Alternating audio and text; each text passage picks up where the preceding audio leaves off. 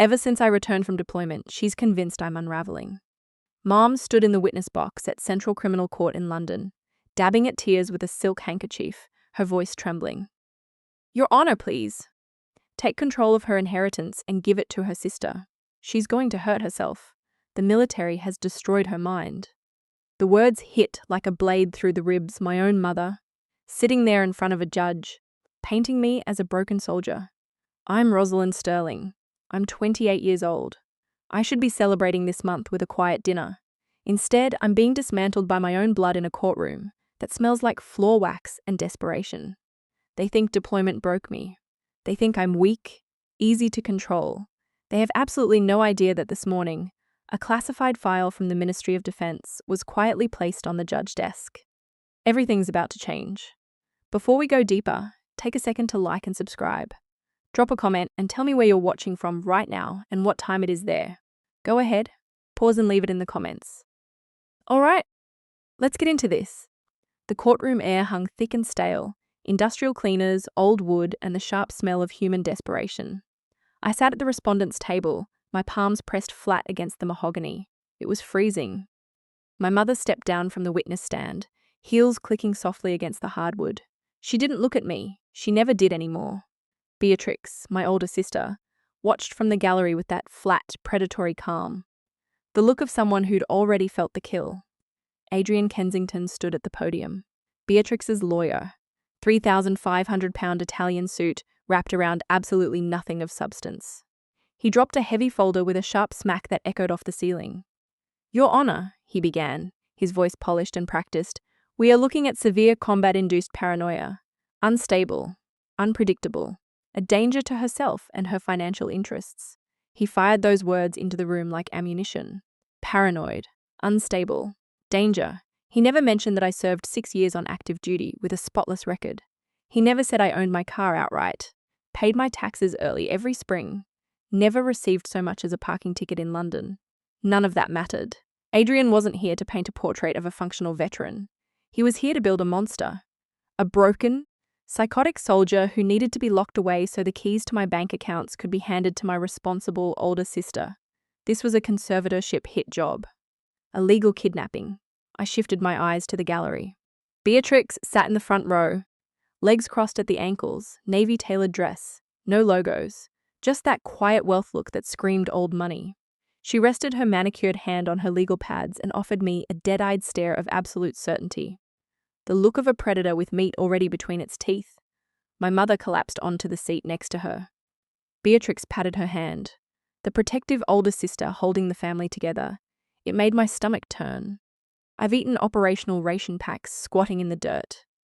I felt the shockwave of incoming mortars rattle my teeth. I survived all of that, but sitting here in an air-conditioned room in my hometown, watching the woman who gave birth to me strip away my basic rights, that was a different kind of violence. Cold, calculated, butchery. Next to me, Harriet Sinclair, my attorney, was scribbling on a legal pad. Her pen moved with aggressive purpose. Don't react, she muttered, barely moving her lips. I won't, I whispered back.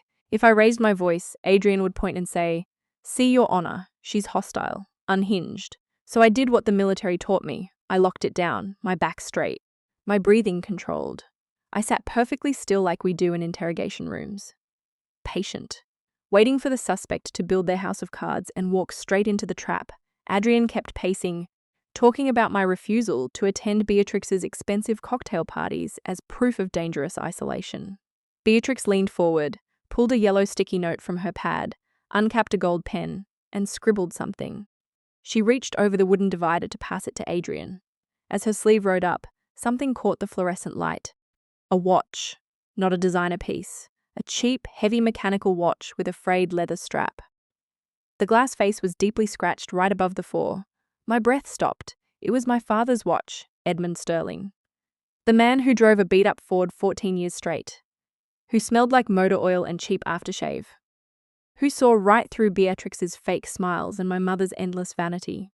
He was the one who drew a hard financial line before his heart gave out, and it was his will that woke the monster sitting across from me, the scratched glass above the fore.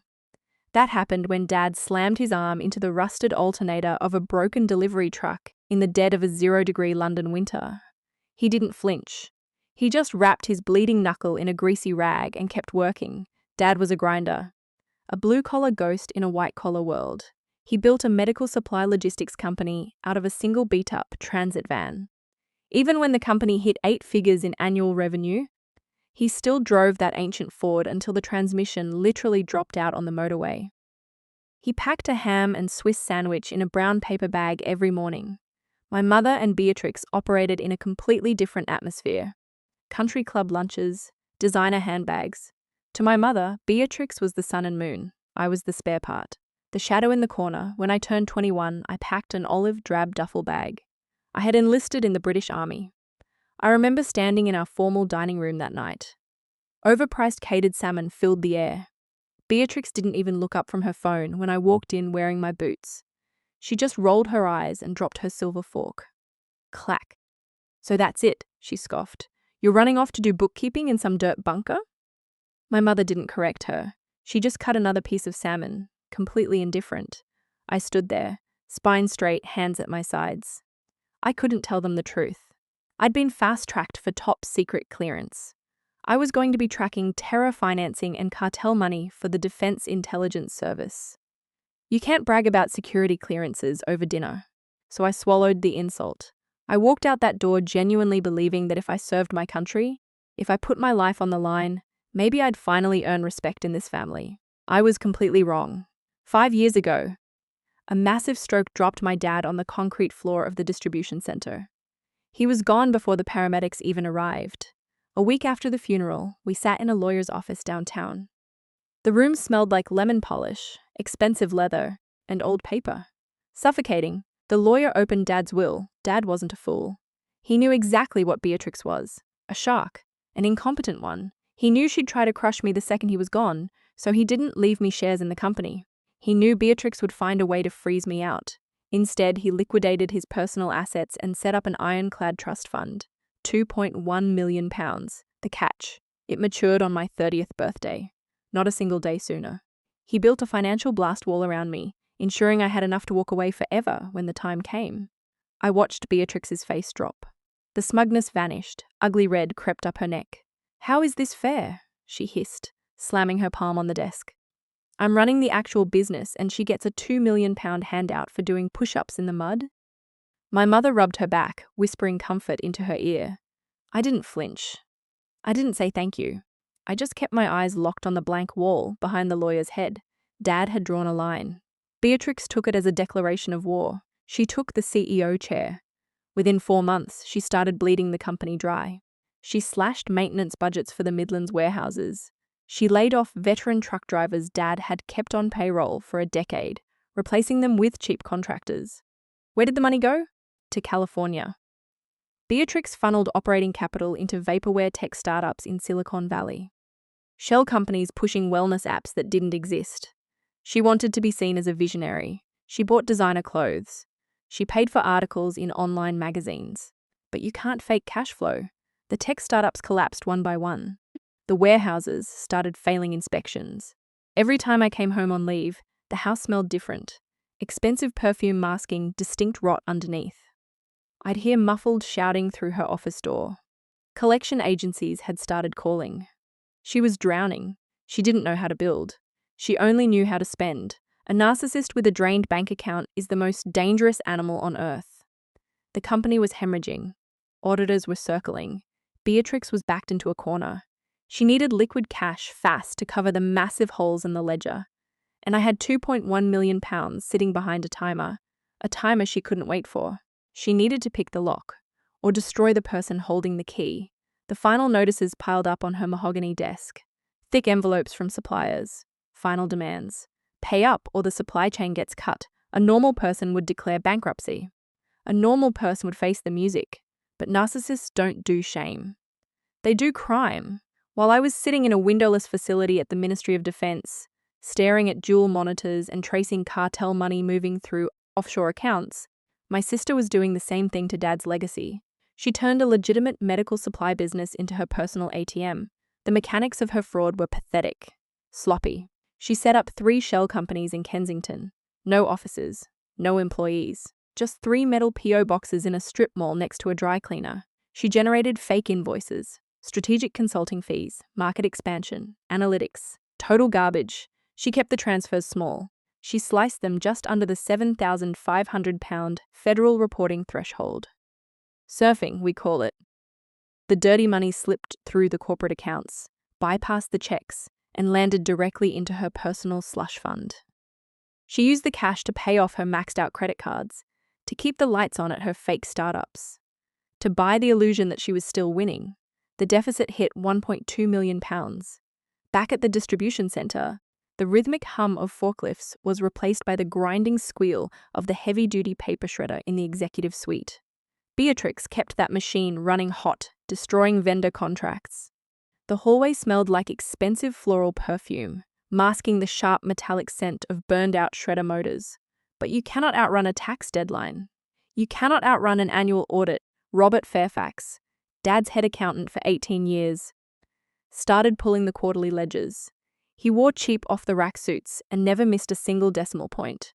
He saw the California invoices. He saw the massive cash bleed. He saw the missing purchase orders. He walked into Beatrix's office. He dropped flagged accounts on her desk and demanded the original vendor contracts. Beatrix didn't explain.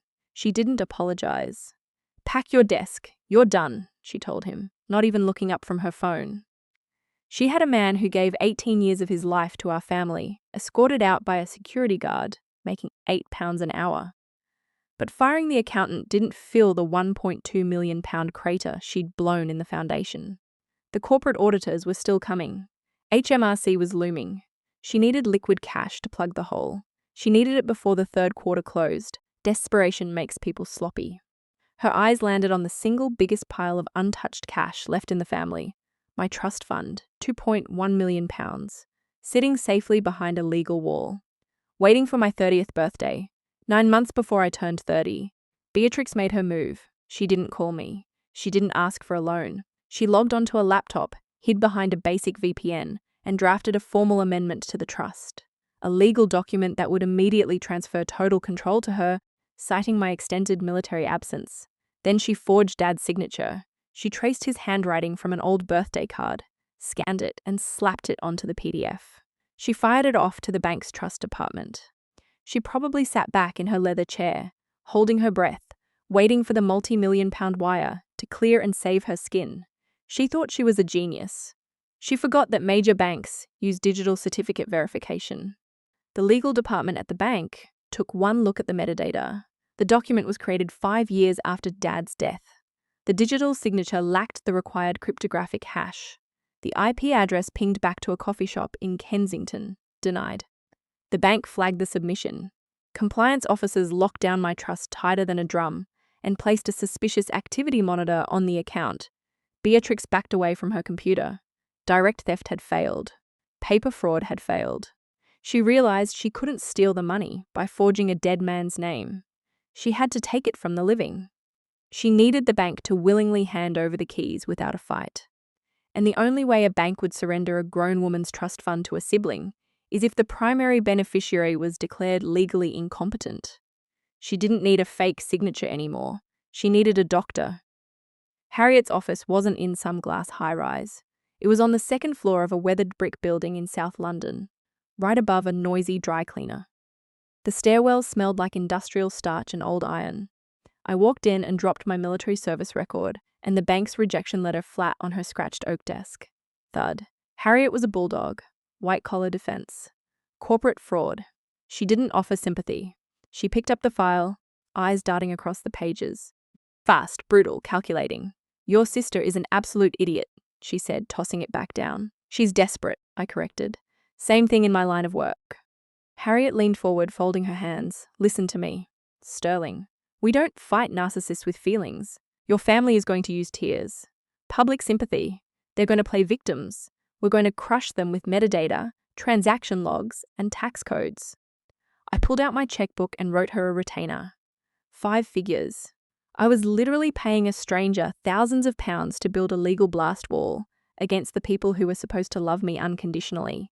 Blood is thicker than water. But money talks and greed screams. I needed the inside man. The drive on the M25 was grey and unforgiving. London traffic always is. I watched brake lights bleed red across wet asphalt. I was a defense intelligence agent. My job was hunting federal fraud, tracking terror financing across the globe. And here I was building a criminal case file on my own sister. The irony tasted like copper. I pulled into a rundown diner off the motorway. The parking lot was cracked asphalt and broken glass. I walked through the door. The place smelled like burnt bacon grease, cheap bleach, and overbrewed coffee. I slid into a cracked vinyl booth in the back corner. Robert Fairfax walked in 10 minutes later. He used to wear sharp Debenhams suits. He used to stand tall, proud of his position. Now he looked like a deflated tire. Shoulders hunched, eyes darting toward the exits. Beatrix hadn't just fired him. She'd stripped a proud man of his dignity. He sat down across from me, keeping his trench coat on. I slid a heavy ceramic mug of black coffee toward him. Then I pushed a plain manila folder right next to it. 3 P.O. boxes in Kensington, I said, keeping my voice low and flat. Consulting fees, market analytics, a £1.2 million bleed from Dad's operating account. Robert opened the folder. His hands started to shake. The skin around his knuckles went bone white. He slammed his palm onto the table. Coffee spilled over the mug rim, staining the napkins brown. "I knew it," he hissed, his teeth clenched. "I told her the margins were completely fabricated. I demanded to see the original vendor contracts. She just had security throw me out like a common thief. 18 years I gave your father. 18 years. Firing you didn't fix her problem, Robert," I said. "She's broke. HMRC is coming for the annual audit. And now she's trying to break into my trust fund to cover her tracks." Robert looked up. The fear and humiliation vanished, replaced by cold, hard anger, the kind of quiet anger that actually gets things done. "She underestimated me," he said softly. "She thought because I'm old, because I prefer paper ledgers, that I don't understand network servers. But I do." He reached into the deep inside pocket of his faded coat and pulled out a thick industrial-grade metal hard drive. He slid it across the sticky table. It was heavy, freezing cold. "I pulled the system logs the night before I confronted her," Robert said. "Every single approval, every fake invoice, the IP addresses. Her digital signatures stamped on every pound of that dirty money." I stared at the metal box. "This is the kill shot," I said. "It's airtight," Robert replied. "I will swear on a stack of Bibles in open court." I looked at the drive.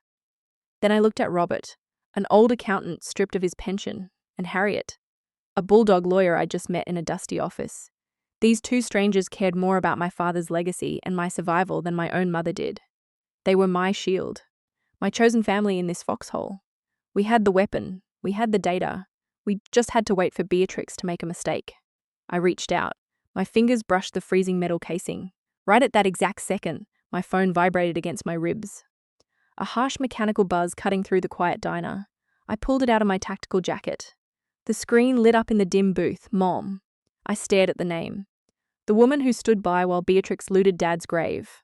The woman who called my enlistment a vacation. She never called me on a Tuesday afternoon. Never. I didn't know it yet, but that buzzing piece of glass in my hand wasn't just a phone call.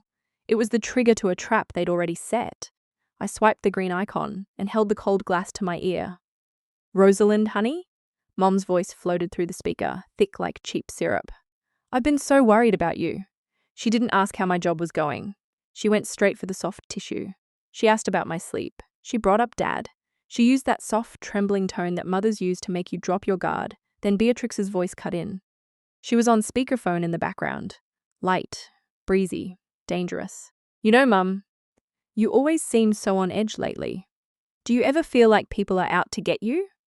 Your military friends must make you feel like everyone's an enemy." I should have hung up right there. I should have recognized the tactical probing. But I was sitting in a quiet diner. The coffee was bitter, and for a split second, I wanted to believe they actually gave a damn. So I answered honestly. I told them about the insomnia, about the mandatory therapy sessions on base after deployment. I talked about the adrenaline dumps that hit me at 2 a.m. Real symptoms of serving your country. The line went completely silent. Then Mom sighed. A heavy theatrical sound. "We want you to talk to someone, a professional," she said softly. "Just a family wellness check over video for us, please." They weren't trying to help me. They were gathering ammunition. The next evening, I logged into a Zoom link in my sterile apartment. Dr. Christopher Radcliffe appeared on my screen. Tweed jacket, leather-bound books lining the walls behind him. He looked like central casting for a distinguished psychiatrist, but his eyes were flat, dead, and entirely uninterested. The call lasted exactly 52 minutes. Radcliffe didn't ask for my military medical records. He didn't request a release form from my base therapist. He didn't care about my combat history. He just clicked a heavy ballpoint pen against his mahogany desk. Click, clack. Click, clack. A harsh, repetitive rhythm. He didn't conduct an evaluation. He conducted an interrogation. "Do you often believe your sister is trying to steal from you?" he asked, his tone not clinical, leading. "I don't believe she is," I answered, keeping my voice level. "I have the financial ledgers that prove she is." Click, clack. And this obsession with ledgers. Does it keep you isolated in your apartment? Do you struggle to maintain a normal social life? The trap jaws snapped shut in my head. I saw the whole board. "This isn't a therapy session," I said.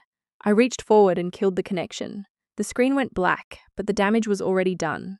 The knife was already against my throat. Over the next 3 weeks, Beatrix went on a campaign. She weaponized my honesty. She called our aunts, our uncles, Dad's old business partners. She played the heartbroken sister. "Rosalind is so sick. She's obsessed with imaginary crimes. She thinks I'm stealing. It's the PTSD. It's paranoia. She sits alone in her flat, polishing her boots and tracking fake money." They took the disciplined, quiet life of a military investigator and rebranded it as the dangerous isolation of a lunatic. They took the sleepless nights of a veteran and labeled it severe psychiatric instability. They needed to destroy my credibility so that no one would ever believe me about the missing £1.2 million. 6 weeks before my 30th birthday, a Monday morning, I was walking down the fluorescent-lit hallway of the government building, heading toward the secure facility for a classified briefing. A man in a cheap, shiny grey suit stepped out from an alcove. He didn't say a word. He just shoved a thick manila envelope hard against my chest. "Rosalind Sterling, you've been served," he mumbled, turning on his heel and walking away fast. I stopped dead in the hallway. I didn't open it immediately. I could feel the weight of it in my hands. I ripped the flap open. "Petition for emergency conservatorship filed in Central Criminal Court. Petitioner, Beatrix Ashworth." Attached was a sworn medical affidavit signed by Dr. Christopher Radcliffe, severe persistent paranoia, delusional fixations regarding family finances, incapable of managing personal affairs, immediate risk to self. My chest tightened. The air in the hallway felt thin. I pulled out my phone and logged into my banking app. A red banner flashed across the top, account frozen. Pending legal order, the £2.1 million gone, locked behind a judge's gavel. But Beatrix wasn't done. My commanding officer stepped out of the secure facility doors, his face hard as granite. "Agent Sterling," he said, his voice dropping an octave. "I just got off the phone with Defense Intelligence Security. A family member filed a formal report stating you're suffering from severe untreated psychiatric delusions." I stood perfectly still, my boots rooted to the linoleum floor. "Your security clearance is suspended effective immediately," he said, holding out his hand. "Hand over your badge." I drove back to my apartment in complete silence. No radio, no podcasts. Just the heavy rhythmic thump of tires hitting the road. The air inside my cab was stale. I didn't have my badge. I didn't have my clearance. I had nothing. I unlocked the deadbolt to my apartment and pushed the heavy door open. The place was dark, sterile. It smelled like lemon pledge and cold air conditioning. I dropped my keys on the counter. The metal clanged sharply against the granite. Across the room on the small table near the window, a tiny red LED light was pulsing. Blink, blink, blink, the answering machine. I walked over. The hardwood floor creaked under my boots. I didn't turn on the overhead lights. I just stood there in the dark, watching the red light pulse. I hit play, the machine beeped. A sharp mechanical sound. Then static, then her voice. "Rosalind, it's Mum." She sounded awful. Her voice was thick and wet, with tears trembling like a leaf. It wasn't the slick, confident tone she used at country club lunches. It was the desperate, pleading whine of a cornered animal. "Honey, please, you have to stop fighting this. You have to drop the lawyer." I stood perfectly still, my jaw clamped shut. The muscles in my neck tightened like steel cables. "I know what's happening. I know about the audit. I know what your sister did. I know she took the money, Rosalind." The words hit me like a physical blow to the stomach. She knew. She actually knew. "I know you aren't sick. I know you're not crazy. But Rosalind, HMRC is looking at the corporate accounts. If the company goes under, the bank is going to foreclose on the house. My house. To go. The selfishness was staggering. Just let the conservatorship go through. Let Beatrix use your trust to cover the missing funds until the audit is over. When the heat dies down, I will make her pay you back every single penny. I swear on your father's grave. Please, Rosalind, don't make a scene in court. Don't humiliate us in front of everyone. Just let her have it. Click. The machine beeped. End of message. The red light stopped flashing. The room went completely black. I didn't move. I didn't cry. I had been shot at in combat zones. I had felt the concussive force of IEDs shake the dirt loose from the roof of my bunker. But none of that violence. None of those physical threats hurt as much as the silence that followed that voicemail. My mother knew the truth. She knew Beatrix was a thief. She knew I was a decorated investigator. She knew my entire career was hanging by a thread because of a fake psychiatric hold. And she did not care. She was willing to sacrifice me. She was willing to destroy my legal rights and my military career to save a 5-bedroom house in the suburbs. She was willing to feed me to the wolves so Beatrix wouldn't have to face consequences. That's what an enabling mother does. They don't protect the victim. They protect the abuser. Family wasn't a safe harbor. It was a noose. I reached out and hit save on the machine. The recording locked into digital memory. Hard evidence. Then I pulled my cell phone out of my pocket. The screen flared bright in the dark room. I opened my contacts. I scrolled down to Mum. I didn't call her back to argue. I didn't scream into the phone. You don't negotiate with terrorists and you don't argue with enablers.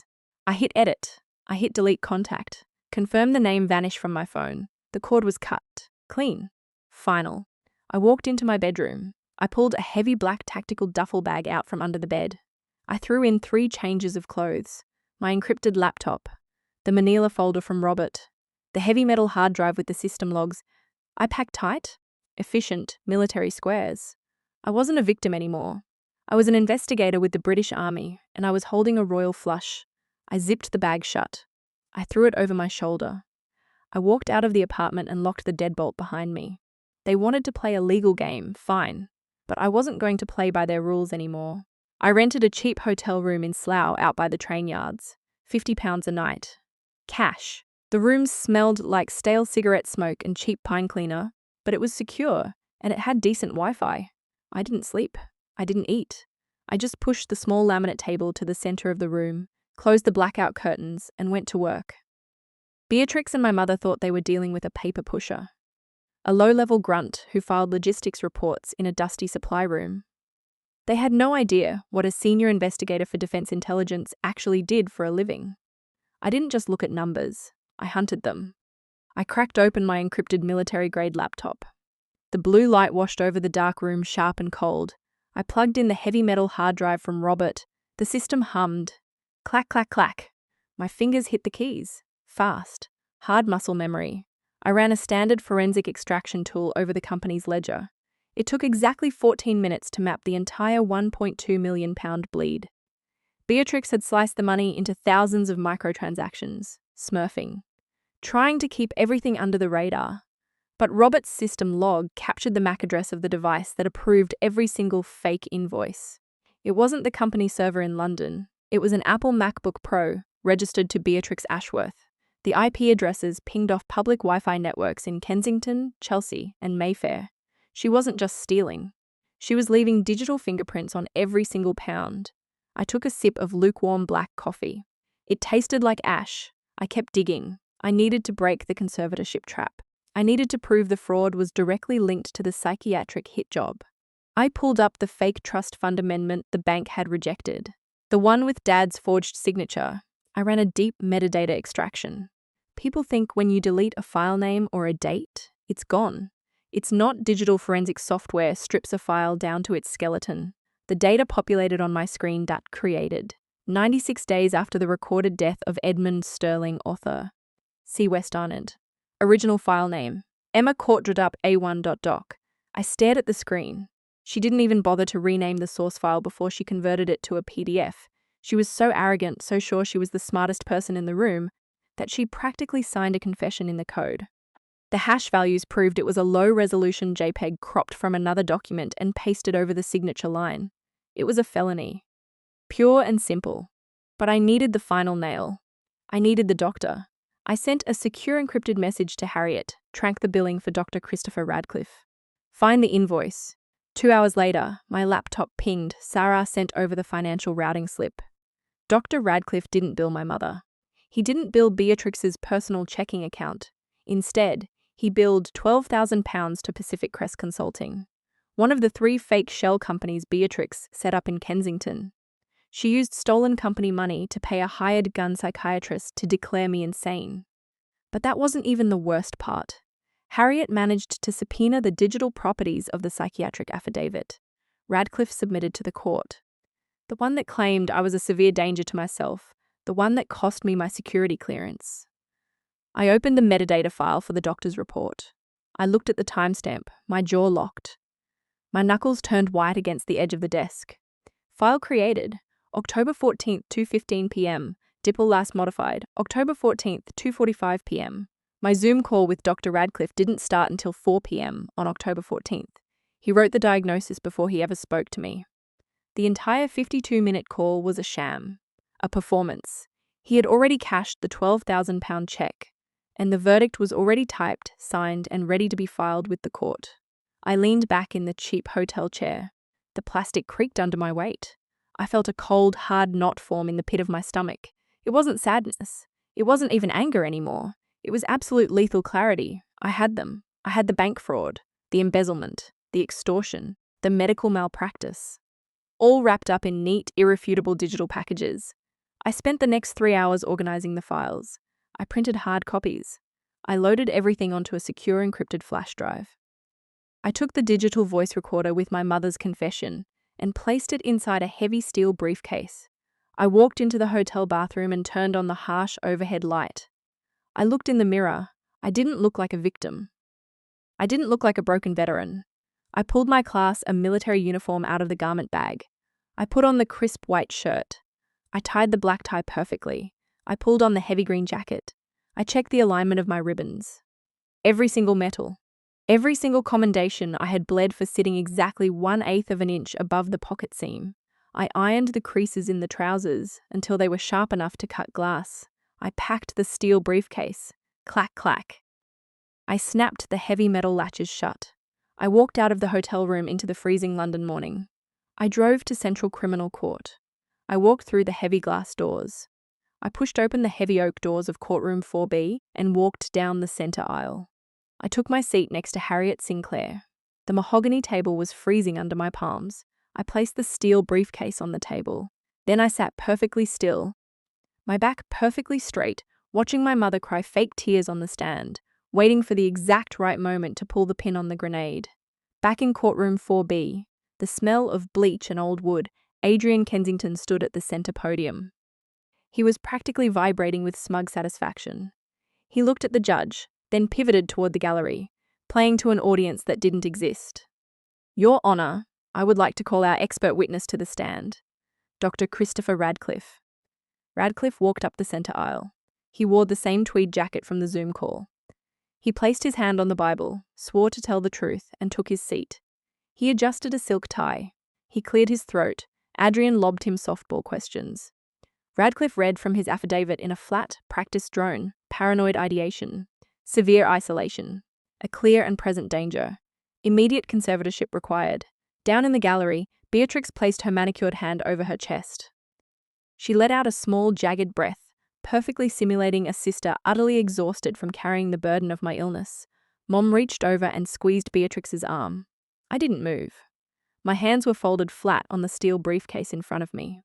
I let them perform. I let them build the gallows. Thank you, Doctor, Adrian said, flashing a crisp white smile. Your witness. Harriet Sinclair stood up and walked toward the witness stand. The leather soles of her shoes scraped loudly against the hardwood floor.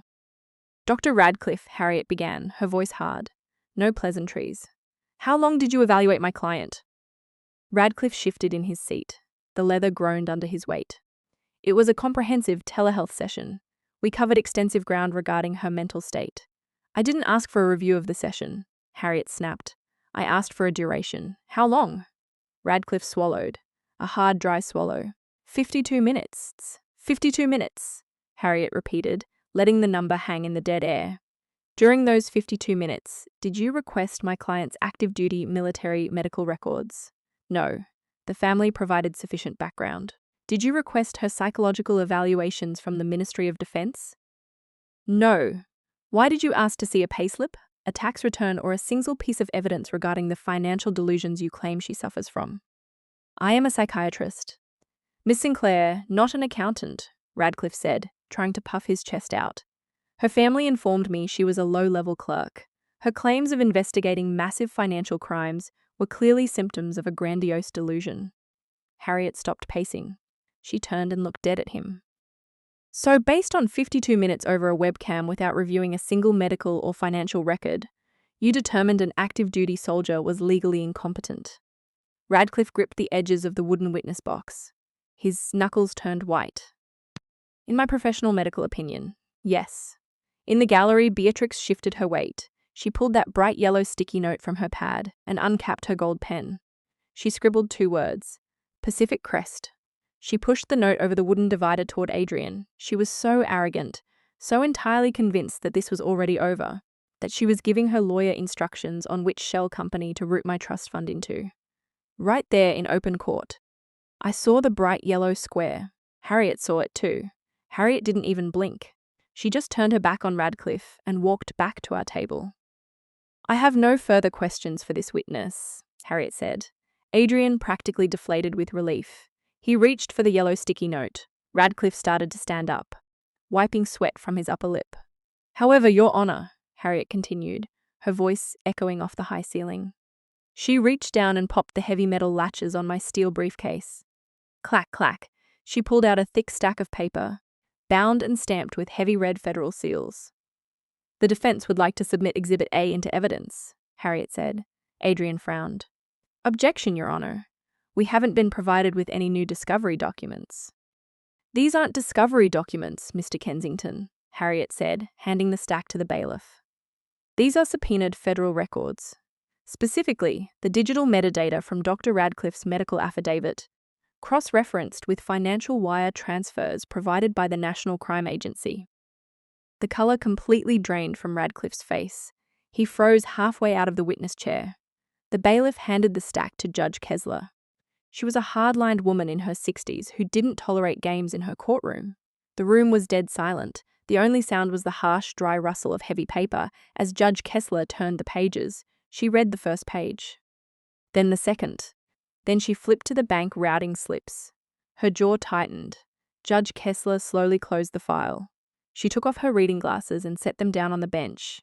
She didn't look at Adrian. She didn't look at Radcliffe. She leveled a stare directly at the gallery, straight at Beatrix.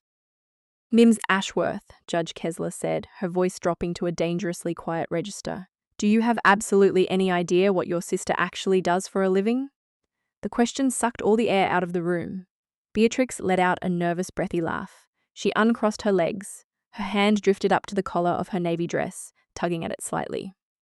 She's a clerk, Your Honor, she stammered, the stealth wealth facade cracking. She does low-level paperwork, filing, logistics, grunt work. Judge Kessler turned her gaze away from the gallery and looked down at me. For the record, the judge commanded, State your full name, rank, and current operational title. I pushed my chair back. The wooden leg scraped hard against the floor. I stood up. I didn't slouch. I didn't lean on the mahogany table. I planted my boots flat, squared my shoulders, and looked directly at the woman who had spent my entire life trying to erase me. Rosalind Sterling, my voice rang out sharp and metallic, echoing off the high ceiling. Senior Financial Fraud Investigator, Defense Intelligence, British Army. I currently hold top secret security clearance and am tasked with tracing and dismantling international money laundering networks for the Ministry of Defense. The silence in courtroom 4B was absolute. Beatrix's jaw actually dropped. The blood completely drained from her face, leaving her skin looking like wet chalk. She stared at me, her eyes wide, processing the fact that the quiet, submissive punching bag she had dismissed for 28 years was a federal hunter. The woman you are trying to declare legally incompetent, Judge Kessler said, her voice dripping with ice, is currently managing the oversight of hundreds of millions of pounds in national defense budgets. Adrian Kensington, the £3,500 lawyer, flinched as if he had been slapped. The heavy gold fountain pen slipped from his fingers. It hit the hardwood floor and rolled under the defense table. He didn't bend down to pick it up. "If she is so deeply paranoid, Ms. Ashworth," Judge Kessler continued, picking up the stack of papers Harriet had submitted, "can you explain why the digital metadata proves that this fraudulent trust amendment was created on your personal laptop in Kensington? And why the original source file was saved under the name Emma Cottrell's Drawpdat, J1? Adrian physically recoiled from Beatrix. He took 2 fast steps to his left, creating a visible gap between himself and his own client. In the legal world, a forged signature is bad. Forging a signature to steal £2.1 million while committing perjury in a conservatorship hearing is radioactive. "Your Honor, I had no knowledge of these documents," Adrian stammered. Throwing his client under the bus without a second thought, Harriet didn't let up. She signaled the bailiff. A projector screen rolled down from the ceiling behind the witness stand. "Your Honor, with the court's permission, I will now display the system logs extracted by the company's former head accountant, Robert Fairfax," Harriet said. The screen flared bright white. A massive flowchart appeared. It wasn't just a list of numbers. It was a digital autopsy. The chart clearly traced a massive red £1.2 million artery, bleeding directly out of my father's logistics company. The money branched off into 3 smaller veins pouring straight into the P.O. boxes of the Kensington shell companies. And right at the bottom, stamped next to every single fraudulent wire transfer, was Beatrix's digital authorization signature. "These logs," Harriet stated, her voice projecting to the back row of the gallery, "prove that Beatrix Ashworth systematically embezzled £1.2 million. When the annual audit approached, she attempted to steal my client's trust funds to cover her tracks. When she failed to forge the bank documents, she hired Dr. Radcliffe." Harriet hit a button on a remote. The screen switched to a single high-resolution image. It was a bank routing slip, £12,000, transferred directly from Pacific Crest Consulting to the private clinic of Dr. Christopher Radcliffe. Radcliffe sat frozen in the witness box. He looked like a man strapped to an electric chair, waiting for the switch to be thrown. He opened his mouth to speak, but no sound came out. He just stared at the massive projection of his own financial treason. "Dr. Radcliffe wrote the diagnosis before he ever spoke to my client," Harriet said, delivering the final blow.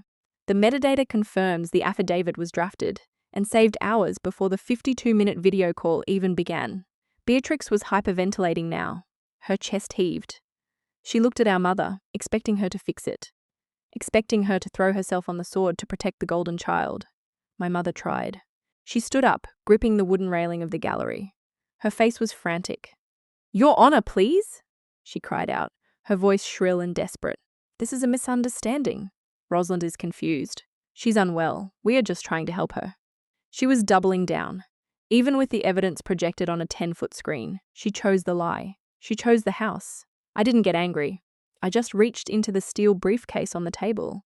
I pulled out the heavy digital voice recorder. I set it on the mahogany table. I pressed a single button. Comic, the courtroom speakers crackled, and then my mother's own voice, weeping, selfish, and utterly damning, filled the massive room.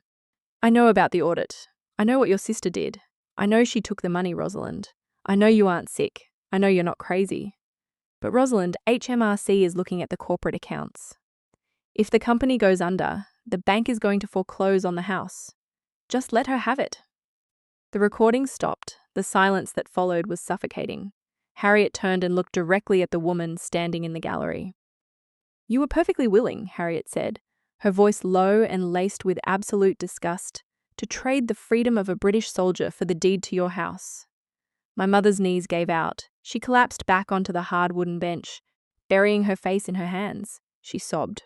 But this time the tears were real, not because she was sorry, but because the illusion was finally dead. The mansion, the stealth wealth, the fake perfection, all of it burned to ash in less than 10 minutes. Judge Kessler didn't say another word. She grabbed her heavy wooden gavel. Crack! The sound shattered the tension in the room like glass. "Petition for conservatorship is denied with extreme prejudice," Judge Kessler barked, signing the order with a hard, aggressive slash of her pen. "Dr. Radcliffe, you are remanded to the custody of the bailiff pending an immediate investigation by the medical board." The heavy oak doors at the back of the courtroom suddenly slammed open. Two men in dark suits stepped through. They didn't pause. They didn't look around. They walked straight down the center aisle of courtroom 4B. They flashed gold shields clipped to their belts. National Crime Agency. Adrian Kensington didn't try to defend his client. He didn't even say goodbye. He just grabbed his 3,500-pound leather briefcase, kept his head down, and practically sprinted for the side exit. Rats always know when the ship is going down. Beatrix finally snapped out of her shock. The pristine stealth wealth facade shattered completely. She shot up from her chair in the gallery, her navy dress twisting as she backed away from the agents. "Don't touch me," Beatrix shrieked, her voice cracking, echoing off the high ceiling. "You don't understand. I run a company. I'm the CEO." The lead agent didn't care. He grabbed her arm, spun her around, and snapped the handcuffs. Clack, clack. The sound of the steel handcuffs locking into place was sharp, cold, final. "Beatrix Ashworth," the agent said, his voice flat and bored. "You are under arrest for fraud, identity theft, and embezzlement of corporate funds. You have the right to remain silent." She didn't remain silent. She kicked. She screamed. She spat curses at me. Her face twisted into an ugly red mask of pure rage. The agents just dragged her out the door. Her designer heels scraped uselessly against the hardwood floor. I didn't smile. I didn't gloat. I just closed my steel briefcase and latched it shut. I walked out of the courtroom. The hallway smelled like stale air and old floor wax. The heavy fluorescent lights buzzed overhead. Footsteps pounded on the marble floor behind me. Fast. Desperate. "Rosalind, wait." My mother caught up to me near the elevators. She grabbed the sleeve of my green military jacket. Her hands were shaking violently. Mascara ran down her cheeks in dark, ugly streaks. "Why didn't you just tell me?" she sobbed, digging her nails into the fabric. "If I had known you were a federal agent, if I had known you had the proof, we wouldn't be here. We are a family, Rosalind. Why didn't you just tell the truth from the start?" I looked down at her hand gripping my sleeve. I didn't yank it away. I just reached over and peeled her fingers off my uniform one by one. I took a half step back, re-establishing the exact physical distance I kept from hostile suspects in interrogation rooms. "You didn't ask for the truth," I said, my voice low and dead flat. "You didn't ask because Beatrix's lie kept a roof over your head. You knew she was stealing. You knew I wasn't crazy. You made a choice. I was terrified," she cried, reaching for me again. I stepped back. "I know," I replied. "Your fear explains what you did, but it doesn't erase it. You were willing to put a straitjacket on me to save your house."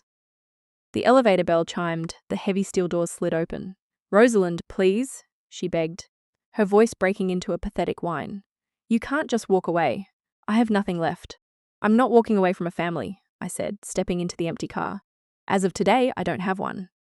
I hit the lobby button. The doors slid shut, cutting off her sobs.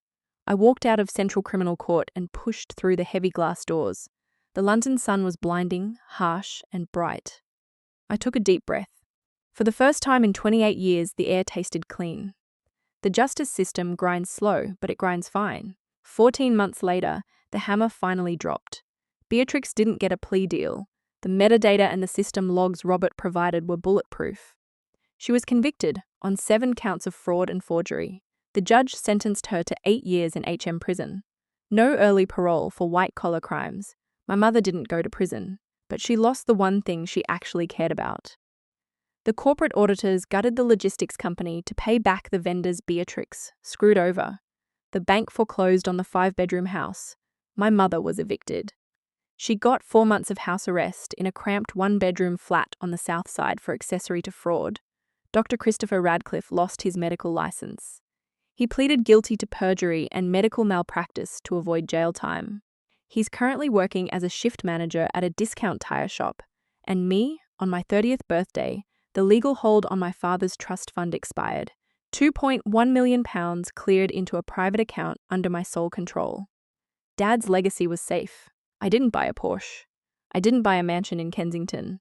I took a large chunk of that money and established a legal defense fund, a private organization dedicated entirely to providing bulldog attorneys to military veterans who are being financially abused or gaslighted by their own families. We use forensic accountants. We use data. We crush the abusers before they can even file the paperwork. My father was a grinder. He built his life with his bare hands. I made sure his money went toward protecting people who actually know the meaning of sacrifice. The military taught me how to track dirty money, how to read a suspect, how to stay perfectly calm under fire. But the most important lesson I learned didn't happen in a combat zone. It happened in a freezing courtroom in London. Nobody gets to weaponize your pain. Nobody gets to use your scars against you. Sometimes walking away and burning the bridge isn't an act of revenge. Sometimes it's just clearing out the rot so you can finally build something real. Stay safe. Watch your six. I'll see you in the next one.